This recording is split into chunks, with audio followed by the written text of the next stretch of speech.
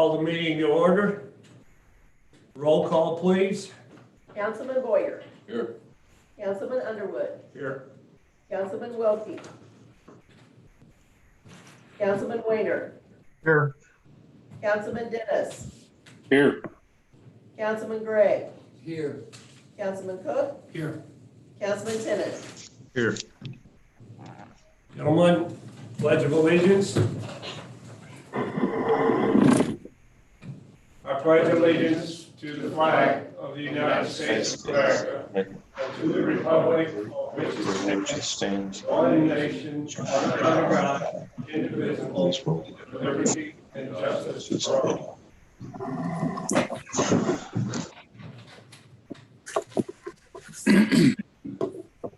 Before I ask for an approval of the consent agenda, I'd like us to take a moment of silence for Larry Kreitz, a dedicated employee who spent 39 years with this city and who treated the park system like it was his own yard and made sure that it was taken care of and treated his workers and anyone that he came into contact with the utmost of pleasure. He was a great guy. We surely miss him. Let's have a moment of silence.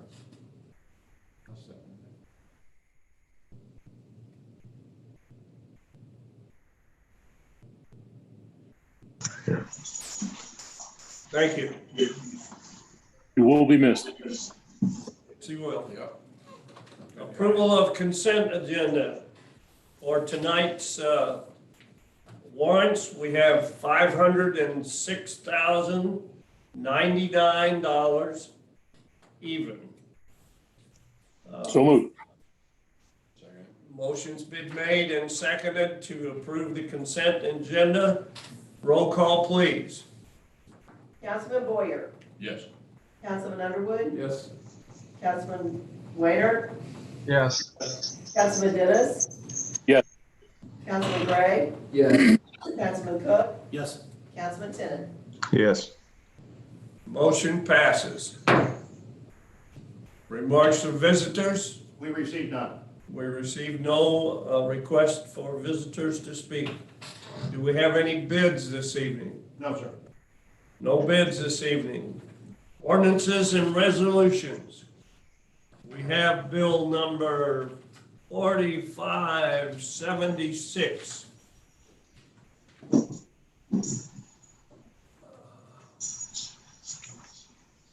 Hold on, there we go. Bill 4576 is now, would the clerk please read the bill for the first time? Bill number 4576, an ordinance of the City Council of the City of Festus, Missouri, amending section 115.120, regular meetings in the municipal code of the City of Festus, Missouri, and establishing an effective date. Bill 4576 is now open for discussion. As you may have noticed, the last couple of meetings, we've been meeting at 5 o'clock. The amendment here allows us to have the flexibility to change the time of the meeting. If we by code, it's in there at the second and fourth Wednesday at 7, but this gives the mayor or myself the ability to change the time of the meeting if needed for whatever reason it may be. Hey, Greg, does it state what type of notice we have to give, and it doesn't? We would follow the regular notice procedures, obviously. And it doesn't require a state of emergency to? It does not. Okay. The current code allows you to move the time, but it states in there that it requires the consent of council. And of course, in order to get the consent of council, you have to have a meeting. And in order to do it, say in the case of an emergency, not being able to give the notice of the meeting, to have a meeting for you to discuss the change of the time, makes it a little burdensome, so. Last question. Does it state what the earliest time the council or the meeting can be started? Does not state that, no. It just gives us the flexibility to change it from a time other than 7 p.m. Okay. And then if this would pass, this would be going forward even with new city management, new city council and everything, correct? Correct. Okay. Thank you, sir. Mm-hmm. Is there any other discussion? And time-wise, would anybody be interested in council in discussing this as a starting instead of our regular time at 7 in the evening, start at 6 maybe? I mean, I don't have a problem with that. I'd like to try to do 6 instead of 5, Dave. It's kind of hard for me to be here at 5. right, this would be, even if we got back to our regular scheduled meetings, I got you. instead of like at 7, possibly starting at 6. I mean, it's something to discuss right now, so. And I think that's not a bad idea. I think maybe after the new council is seated, after the June election, maybe it's a discussion because we'll have a couple of new members at that time. Okay. And we can find out what works for the entire body at that time. But certainly worth discussion. Okay. So Greg, are we going to continue at 5 o'clock until we're into normal times again?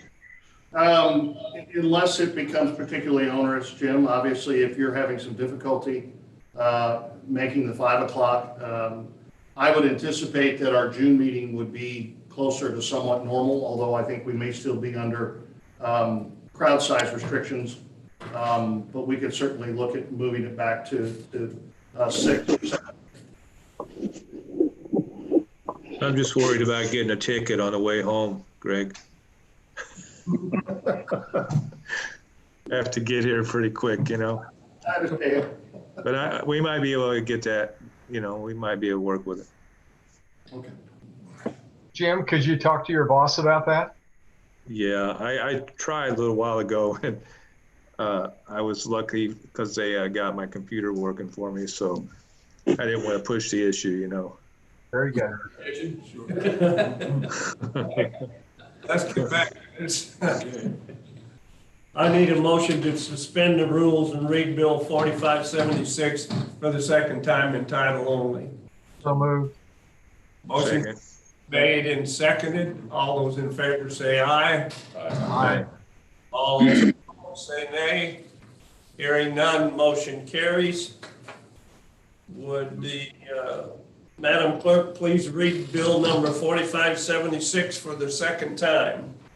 Bill number 4576, an ordinance of the City Council of the City of Festus, Missouri, amending section 115.120, regular meetings in the municipal code of the City of Festus, Missouri, and establishing an effective date. Councilman Tennant, Yes. Councilman Cook, No. Councilman Gray, Yes.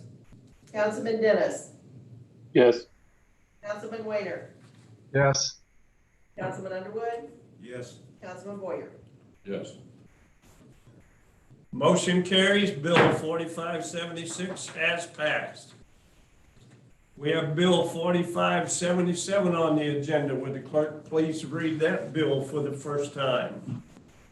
Bill number 4577, an ordinance of the City Council of the City of Festus, Missouri, approving an agreement with the law firm of McCarthy, Leonard, and Kammermer, LC, to serve as special prosecutor on cases in which the city's prosecuting attorney has a conflict and establishing an effective date. Bill 4577 is now open for discussion. Staff report. I was going to let Brian Malone touch on this, but, and Brian, if you want to go ahead and discuss, obviously there's instances where our prosecuting attorney, specifically Brian Malone, would have conflicts due to either basically a Festus case or a Festus resident. And I don't know if I can expand on it more than that. Sure. So, as Greg noted, I took over from Larry the primary responsibility as the city's municipal prosecutor. In the course of my duties, it's come to my attention that we don't have someone designated as a special prosecutor in situations where I may have a conflict of interest. And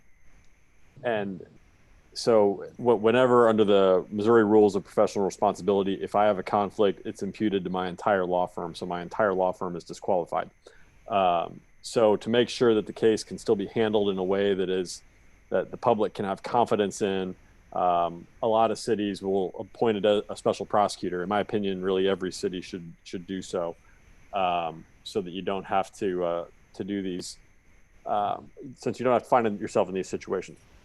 So I reached out to Jim Towie, who I've known from my years of practicing law, and he's an attorney who's well acquainted with municipal courts and municipal ordinance violations and court procedure. He works with a lot of law enforcement officers. He is the city prosecutor for the city of Ladue in St. Louis County. He's a partner at the firm of McCarthy, Leonard, and Kamerer, which is based out of Chesterfield.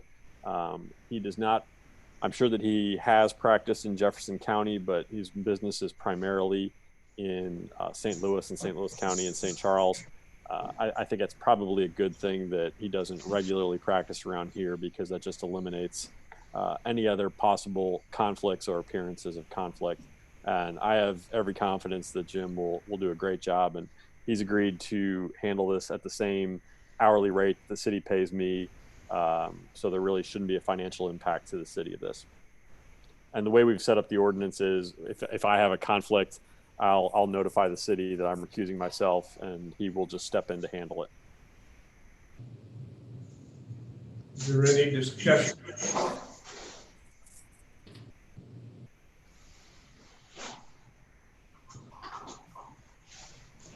Do I have a motion to suspend the rules and read Bill 4577 for the second time in title only?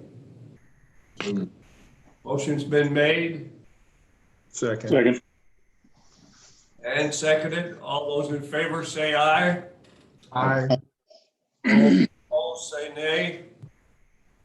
Hearing none, motion carries. Madam Clerk, would you please read Bill 4577 for the second time?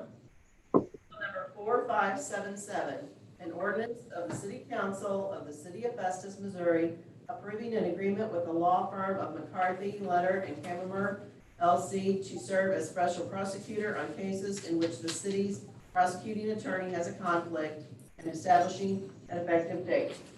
Councilman Boyer. Yes. Councilman Underwood. Yes. Councilman Weiner. Yes.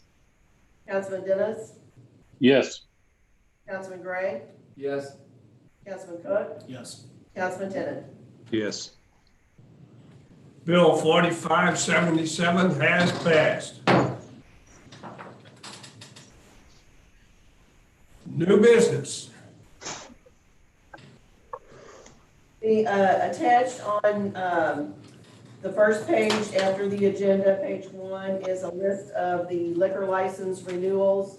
The business license year begins July 1st, so I'm getting ready to send the notices out. Chief Lewis has looked over the list and approved the licenses that are on the list. That was gonna be my question. Yep, he Thank did. you. I make the motion, we approve the liquor license. Motion's been made to approve the liquor licenses. Now, do I have a second? I had a question. Has there been any changes with the lack of being able to have the businesses open that would have caused any of this list that was open? I haven't been notified from any businesses as of right now that they're not going to be. I'm getting ready to send notices out. Greg and I did discuss it, and I covered here saying that some business has incurred a hardship because of this, that they can ask for an extension. There hasn't been anyone that's not gonna come back. Not that's notified me as of right now.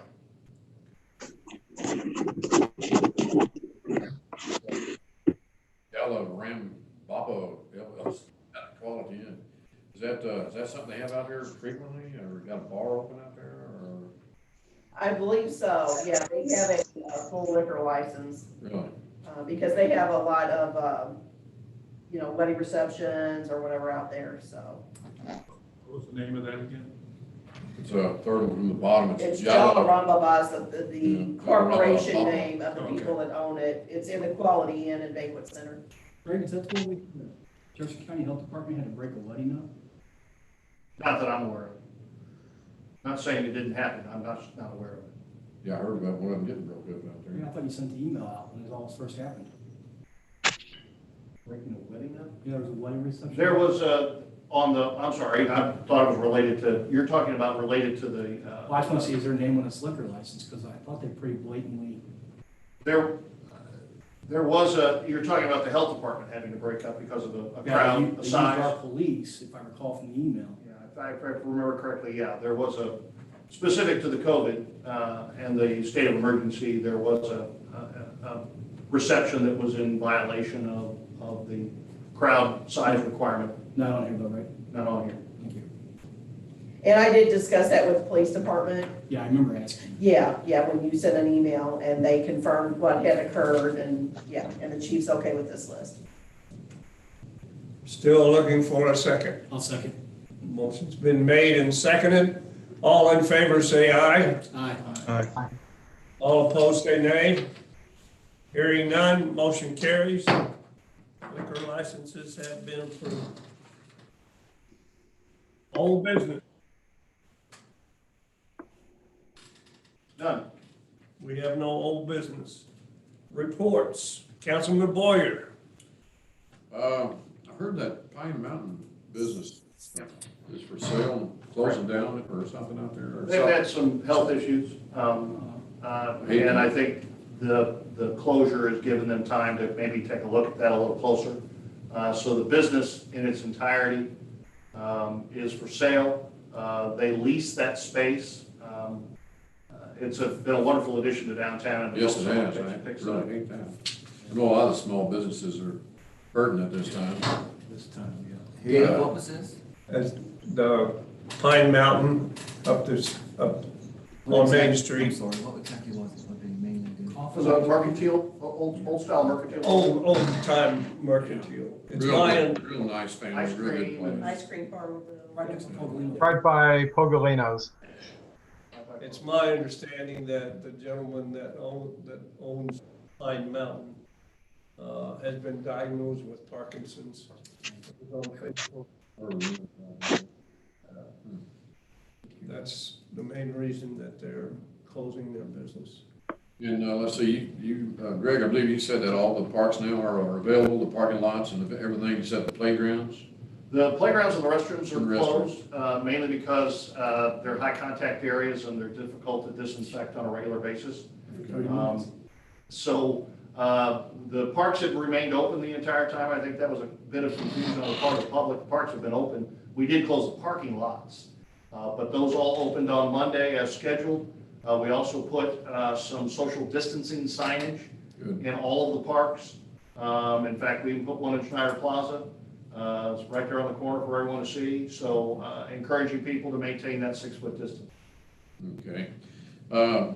Is anything, I guess you guys have been talking about who's gonna fill in the parks for Larry, superintendent there?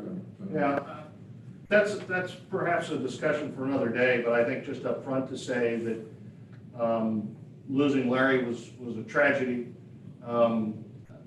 We had a meeting last week with Kevin, Carl, to talk to them about schedule, making sure stuff's getting done. They're on board. You know, obviously they've been affected, other than the family, probably affected the most by Larry's loss. I think at some point, we together as a body need to have a conversation about maybe seeing if we can do something more or different with Larry's position. An opportunity perhaps to add a recreational facet or a marketing facet or a tournament facet to that job position. I think it perhaps presents us with an opportunity to take a look at that, and maybe when we get a little closer to normal, we can all sit around a table and hammer that out. Be a good time then to talk about something for dedication, like that new stage out there or something like that, you know, maybe, Or a whole park. or the whole park. Yeah, that'd be good. I like that. And does anybody have any idea about when the regular work schedule will be back for the? Yeah, and I'm glad you guys brought that up, because we've been getting some questions about that. Yeah, I've been getting some about it too. Yeah. So specific to that, we had put together a tentative schedule, and was pretty much waiting on a little more guidance from the county and from the state. When Governor Parson extended the state of emergency in Missouri to June 15th, I think it pretty much cemented our tentative schedule. So what we're looking at is for the month of June, as far as work schedules, is that we would go back to a regular schedule on the 22nd. It's the start of a new pay period, and we would be able to go back to the full 40-hour-a-week, non-split shift schedules. In June. In June. Wow. We would be able to. That's a long time. We would be able to do pavilion and reservation, pavilion reservations, ball field reservations and things of that sort, perhaps the week of the 15th. And then open our libraries and open the library and the lobbies sometime after. With the state of emergency, we're in effect until the 15th. Even though the numbers are dropping drastically, yeah. With the state of emergency, I think it's hard to deny that. That being in effect until the 15th of June. I think anything prior to that would be premature. Yeah. The county went back to 8 to 4:30 schedule Monday through Friday. Yeah. So are we waiting from the health department, I would assume you say the county, right? Well, and the fact that, like I said, the state of Missouri still has a state of emergency in effect. Anything before the 15th of June, with the state of emergency still in effect, I think is premature. I think we'll get a little bit more information when the state releases what they're calling the phase 2 of reopening Missouri. Right now, we're still in phase 1. The governor's office hasn't released any more guidance related to the next phase and what we're recommended to do. And when that comes out in the next couple of weeks, I think that's when we can take a look at the schedule. Now, the dates I'm throwing out are not set in stone. They're recommendations based on the information we have available to us at this time, and it's a fluid situation. So I wouldn't sit there and say for sure, yeah, the 22nd, and yeah, the 29th, and yeah, the 19th. But that's what we're ballparking right now. Can I ask a question? Is this something you can do with the council and the next council meeting? Absolutely. So we can discuss it? Yeah, well, we can discuss it now. I mean, Well, I'd like to get more information. sure. I think that's where we're at. Yeah, is- June 22nd concerns me, but maybe let's discuss it next council meeting. I think with more guidance from the state as far as what phase 2 of reopening Missouri should look like, that provides us maybe with some better guidance.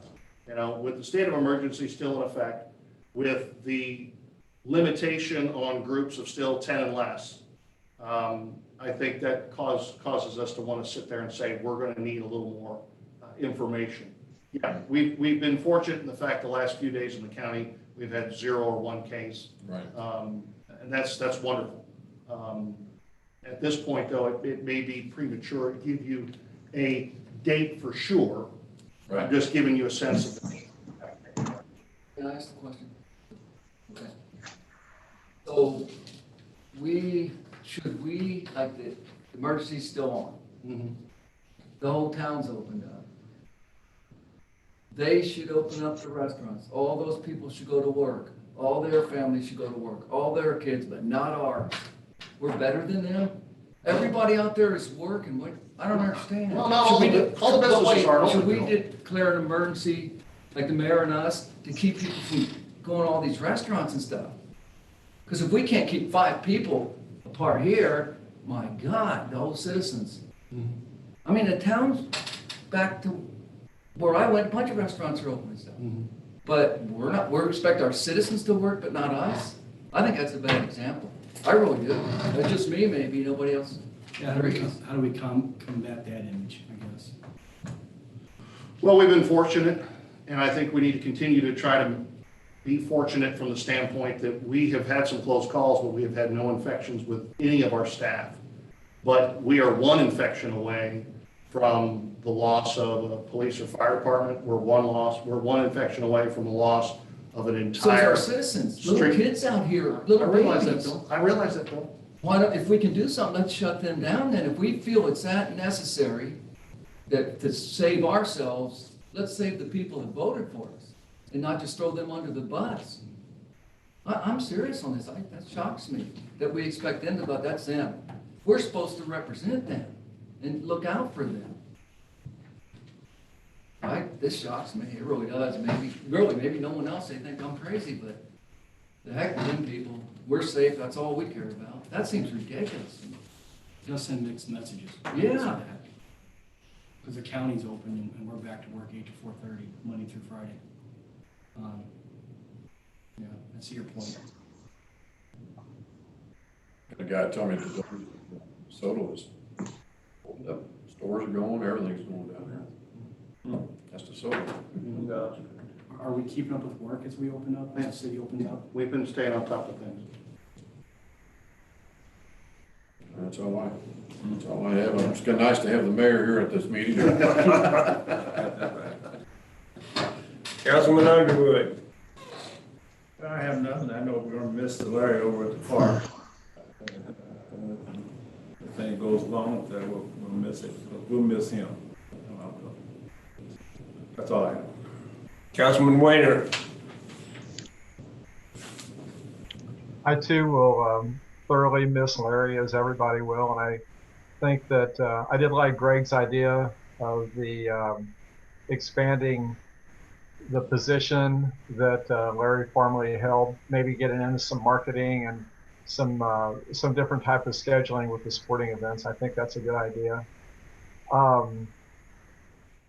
The one thing I don't know how to resolve, and I wish we would look into this, is the bathroom situation at the parks. And I know that in order to be safe, they have to be cleaned repeatedly, but and I've Googled on the internet of what to do, but I haven't come up with anything yet either. So if anybody comes up with anything, I would appreciate some input on that, because people will be out there in the parks, and that will certainly be a necessity for some people. That's all I have, sir. All righty, thank you, Councilman. Councilman Dennis. Once again, Larry, he will be missed. A couple thoughts. So looking at the table, when we do come back, is there enough room for us to come back to be spaced out? I don't mind meeting at home, but I'd eventually like to sit in a chair up there. I mean, is there enough room to do the math to put us where we need to be? Kevin, for the sake of demonstration, and you can see the council chambers as it is set up now, we have room for 2 more councilmen on the wing tables, where the chiefs and where the city attorney would normally sit along with the treasurer. If we have a full complement of you, we would need to take and put a councilman here and a councilman here as well, which would put you in a big circle.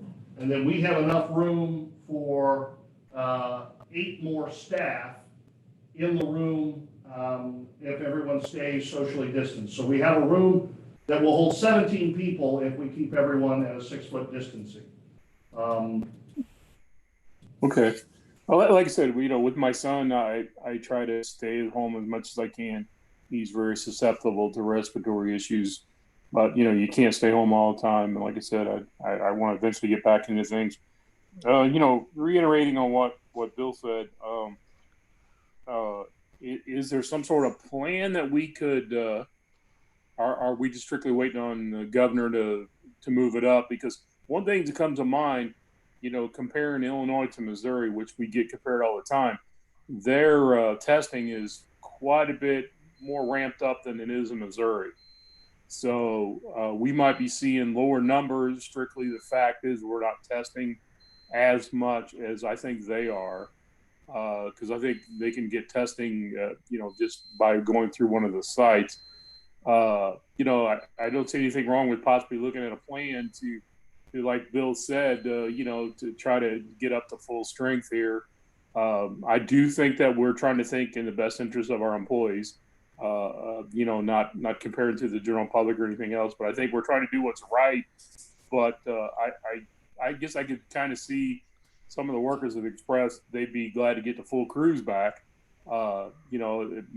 because a lot of them, you know, they like coming to work. They like getting things done. So I don't know how their projects are flowing, but you know, it certainly wouldn't hurt to have a plan. Like you said, it's not wrote in stone, so you know, it could change. And you know, I certainly respect where Bill's coming from there on that. So, you know, it's a little food for thought. But I really think once we ramp up testing, not necessarily it's going to change things for us, but I think the numbers could change, especially when they get into the antibody testing and stuff like that. So, I just a thought, you know, kind of watching it a little bit, but like I said, I do believe we've been getting the work done.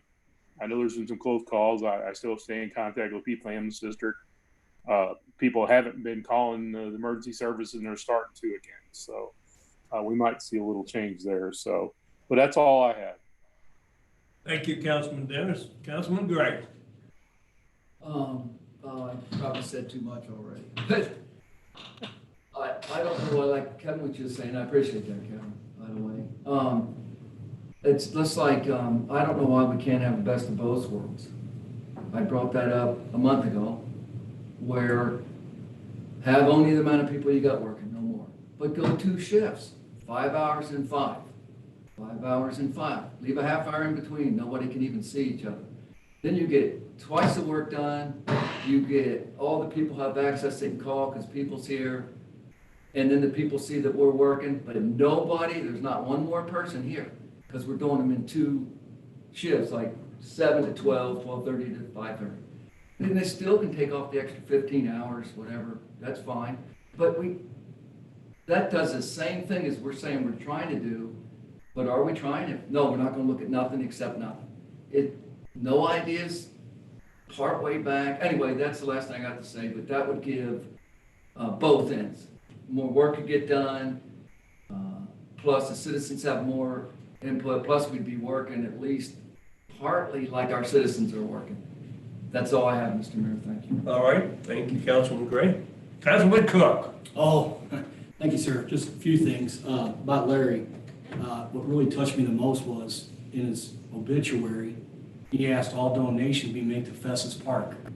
I mean, that's unbelievable. It really is. Even in his passing, he still thinks about Festus Parks. That was remarkable to me. It will probably sit with me for the rest of my life. Very good. It almost brings me to tears just thinking about that. Very good. So I wanted to bring that up. Greg, on this $26 billion that the county has, I know it's what's being able to be reimbursed.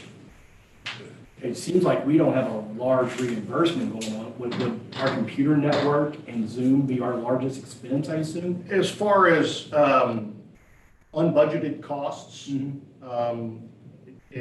there's only there's initial guidance from the Treasury Department is 4 pages long. The next guidance from the Treasury Department is about 7 pages long.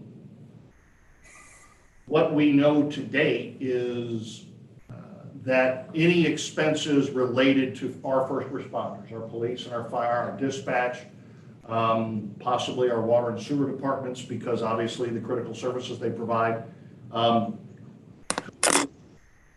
certainly police, fire, and dispatch are. The non-budgeted expenses are mainly related to IT. Our ability to do what we're doing tonight is probably our biggest non-budgeted, non-expected expense.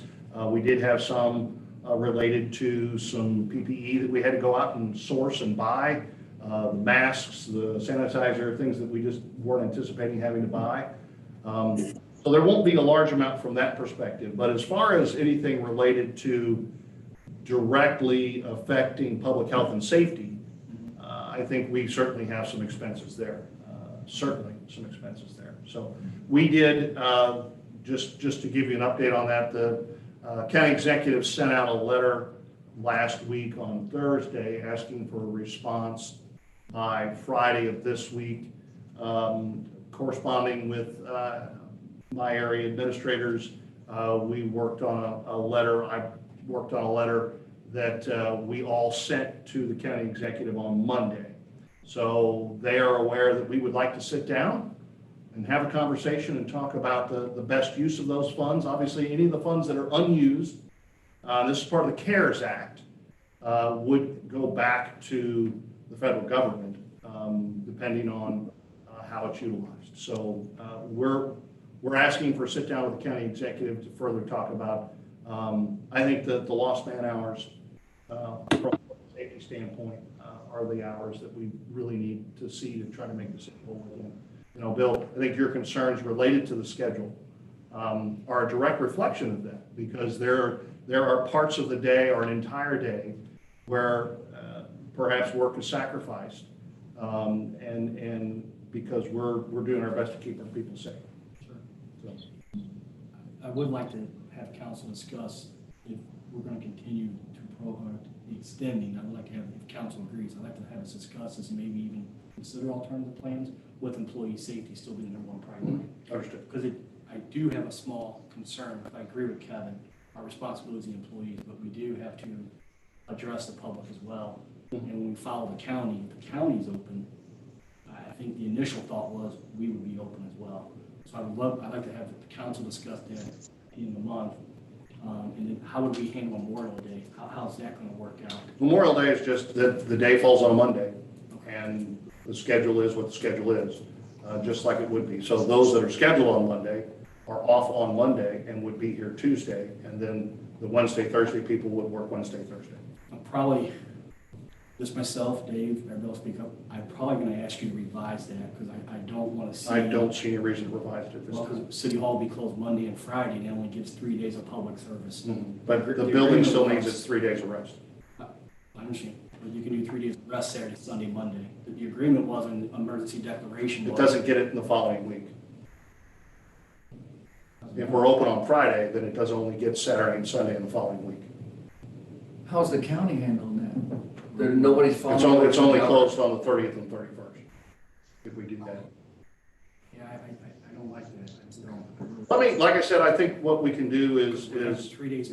we've thrown some dates and times around here. Let me circulate that to you guys. I have a draft of what we're thinking about doing, based on, obviously, you know, the fact that the governor's order is out to the 15th now. Let me get that out to you. You guys can one-on-one, we can get some feedback on that and see what's the best way forward. And I think that meeting on the 27th, maybe we can hammer something out. Mike, may I ask something? No, I don't think Yes. You say use the 15th, I'm just going back to that. So all these, majority of Missouri counties and municipalities are not following the governor by going to the 15th. Well, the state of emergency, I mean, obviously there's the state of emergency and then there's the guidance that comes from Okay, yeah, the governor's office as well. I thought they're two totally different. The things. guidance from the governor's office also related specifically to the opening of salons, opening restaurants. So it was very specific as far as that's concerned. As far as larger community organizations, you know, obviously there's still restrictions on places of assembly that are in that phase one of the state order. So, like I Most of said, these people aren't following those guidelines because they're all back. The county's not following, in your eyes, what they should be following. that's not what I'm saying, Bill. What I'm saying is that as far as having a large workforce, the guidance that we have from the county and from the state is that we still need to try to restrict cross-contamination and exposure by staff and the public. But the And I believe the county's not. county is still doing that as far as restricting access to the public as well. They're required to stay at the counters, and they went paperless. Sure. But you're required to have your temperature taken before you come in. Right. The employees are required less than 6 foot of space. Well, I'm not talking about, I'm talking about employees, not about public coming in, not about closing it off, I'm agreeing with you there, about the people working. No, we're back to work. They're not following it up. No, we're back to work 8 to 4:30. You know, anytime there's a 6 foot or less encroachment, Yes. You know, I think the concern, and this is me personally, Bill, if you want my personal opinion, is I don't think we can be too cautious. Shouldn't we help our citizens in instead of leaving them out, not being uncautious to them, but let's try to close these places down, it's because you can't be too safe, I'm with you. Do we have the, We should. well, I think the larger question is, what authority does the city have to go in and enforce a upgraded. That hasn't even been a question till right now when I brought it up. No one even cared, apparently, I even mean- cared about the citizens, if we put it that way. When we talked about the city's emergency order, some of the things that we didn't include was our ability to enforce a stay at home. Okay, we've been doing it in accordance with the county and the state. So in order for us to do that, the stay at home order the emergency order that we're under right now does not address us being able to enforce a stay at home. And we would need to revisit that in order to do that. And obviously at that point, then have the power and resources to then go in and tell the businesses in Festus that they need to close their doors until further notice. Yes. My concern is, and we all got employee safety. I would just like to discuss it. And I just think it's, since I saw the floor, I just think it's kind of sending mixed messages. I just want to make sure the message isn't. I don't think it's a mixed message at all. I don't think it's a mixed message at all. I think it's that we're putting employee safety paramount to this organization. I don't know, but under the state of emergency we declared, we indicated in the minutes we were going to follow the county's recommendation, the county's guidelines, and the county opened up, and we're back to H430. And I don't know, just Okay. it just doesn't. I'm open to anything, but the Memorial Day kind of bothers me. I like to see us revise and close. Only having City Hall open 3 days a week is not an option to me. I think we can do something to still keep employee safety number one, but not lose sight that we need to be open for the citizens as well. I agree. And, okay, thank you. And that's all I got, Mr. Mayor. Okay, thank you. Councilman Tenen. I just wanted to kind of comment about what Mike said about Larry. I think he was a stand-up guy and definitely will be missed and will be hard to replace, I think. And one thing I wanted to ask about the essential type businesses is I get hit probably at least once or twice a week about the employees of Festus as well.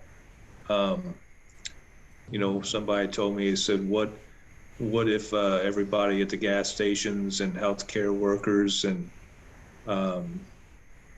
just on and on decided that, you know, they were gonna only work 1 day a week or 2 days a week. And I really have a hard time answering that because, you know, we're all adults and we should be able to work together and use the social distancing without, with only working a couple days a week. And I guess what I'm saying is, I guess I'm kind of, I just don't have any answers to give people. And I've listened to what you said, Greg, and I've listened to Bill and Kevin, and still don't really have a good answer. But and I get it about people wanting to be safe. You don't want to spread it through the whole city. But still, it comes down to the same thing. Luckily, there are people that will work and want to work, so we can keep running the city. It's a double-edged sword, I think, too, because, you know, personally, I believe that I'm not ready for the whole city to open up wide open and just go back to normal, because I don't think we're ready, but that's just my opinion. But on the other hand, I understand about the economy as well, and we got to do something. We got to move forward to get everything going, or we're going to be in one huge recession, depression, whatever you want to call it. So that's kind of my thoughts about it. I don't know what you guys, how you feel about all that. So if anybody wants to comment. Other than that, that's all I have.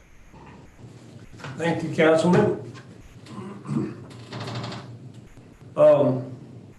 I reiterate everything that you all said about Larry.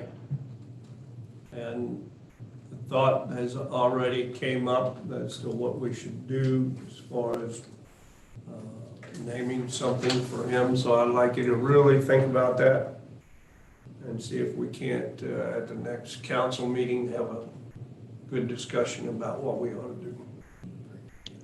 Guys, I wanted to ask one other question real quick. Sorry I didn't say this a while ago, but Greg or Mayor, is the city just our tax revenue? That's got to be hurting. The sales tax revenue has to be hurting the city. It's up 4%. Have we even looked into that yet? We look at it every day, Jim. I Especially, hope so. especially as of late.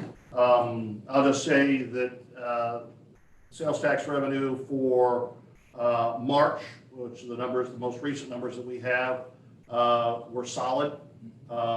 That were year to date 4% over what we had originally budgeted to be from a revenue standpoint. The big number, the big day is going to be when we get May numbers in June. Right.